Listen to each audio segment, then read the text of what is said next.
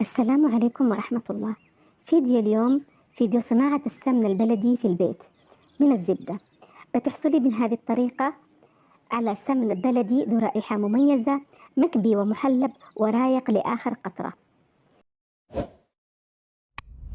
أما الطعم فهو طعم لذيذ جدا وما يفرق أبدا عن السمن البلدي اللي نحصل عليه من القرى، ومهما ظل هذا السمن بيظل معك رايق وما يتجمج. بستخدم أولا في كباية السمن أو تبخير السمن هذه العيدان من شجرة الشهد، وإذا لم تتوفر استخدمي عيدان شجرة السد. بس إذا ما فيش معك استغني عن هذه الخطوة نهائيا. ثانيا معي هنا ملعقة من الحلبة الحب، بأحمسها على النار حمسة خفيفة حتى يبدأ لونه يتغير ورائحتها تطلع بهذا الشكل. بعدين بجيب مطحنة البهارات وأطحنها طحنا خشن. هذه بعد ما طحنتها. الخطوة الثانية وهو أهم سر في صناعة السمن البلدي هو أن يطبخ في أوعية من الفخار. أنا معايا هنا هذا القدر من الفخار، أطبخ فيها السمن البلدي علشان يعطيني نكهة السمن البلدي الحقيقية. هنا معي كوبين من الزبدة بحرارة المطبخ، يعني خرجتهم من الثلاجة من بدري. في كثير من القرى اليمن يطبخ السمن البلدي في أواني فخارية، عندنا نسميه قصيص السمن. هنا أضفت السمن عادي اللي هو السمن القمرية، وهذه خطوة اختيارية من عندي، يعني ممكن تضيفيها وممكن لا، فقط لتعزيز الطعم. أغطي عليه بالقسطير بإحكام بهذا الشكل علشان أبدأ عملية التبخير. ولعت هنا العود اللي ببخر فيه. إذا ما توفرت عندك عيدان التبخير مش مشكلة، استغني عن هذه الخطوة وكملي بقية الخطوات. هنا علشان أحصل على الدخان بهذا الشكل وأكتمه تماما.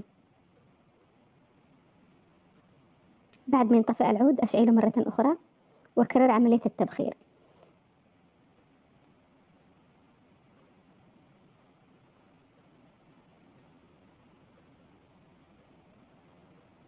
بإمكانك تبخري أكثر من مرة.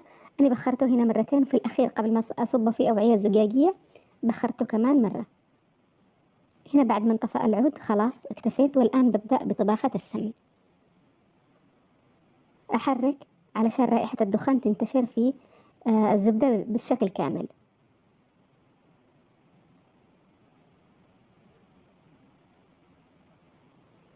على نار هادئة جدا جدا أبدأ بطباخة السمن علشان ما ينحرقش معانا نهائيا. هنا معي علبة من علب الفينتا وعلبة عادية مرطبان عادي زجاجي، ببخرهم بهذه الطريقة. استخدمت علب الفينتا لأن غالبا في قرى اليمن يحفظوا السمن البلدي في علب الفينتو زي ما كلنا نعرف. ممكن تستخدمي أي علبة، بس أنا حاولت أنني أحاكي لكم الطريقة البلدية بالتفصيل. في هذه الطريقة بتفقدي كل الأسرار اللي تحصلي على سمن يكون طعمه أقرب ما يمكن للسمن البلدي. هذا المرطبان الثاني أبخره بهذا الشكل.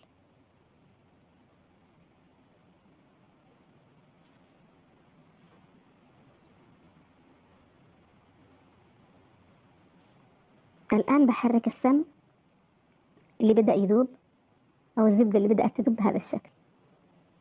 لاحظي على الدخان كيف داخل الأوعية الزجاجية باين إنه مليانة بالدخان. عندما يبدأ بالغليان، عندما تبدأ الزبدة بالغليان بهذا الشكل بضيف له بقية المكونات. الحلبة المطحونة وملعقة من دقيق الدخن.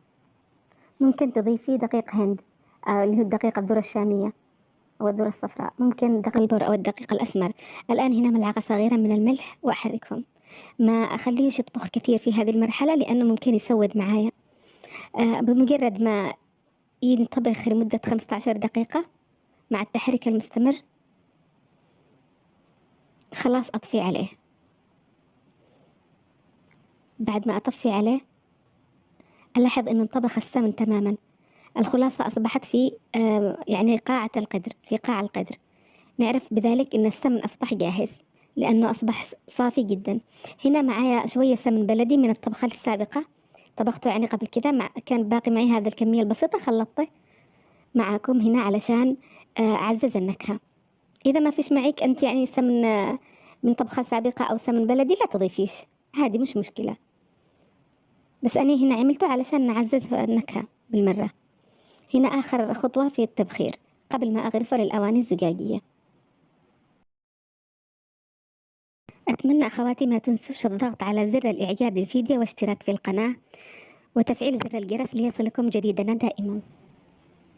أتركه حتى ينطفئ العود تماما.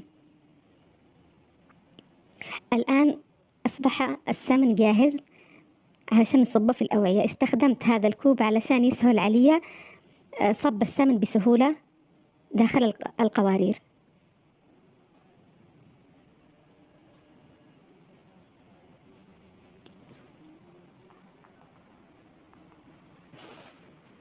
هذه الأولى وهذه الثانية.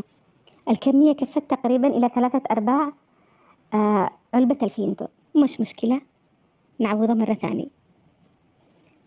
الآن أحكم إغلاقها علشان تظل محتفظة بالنكهات اللي داخلتها بروائحها المميزة.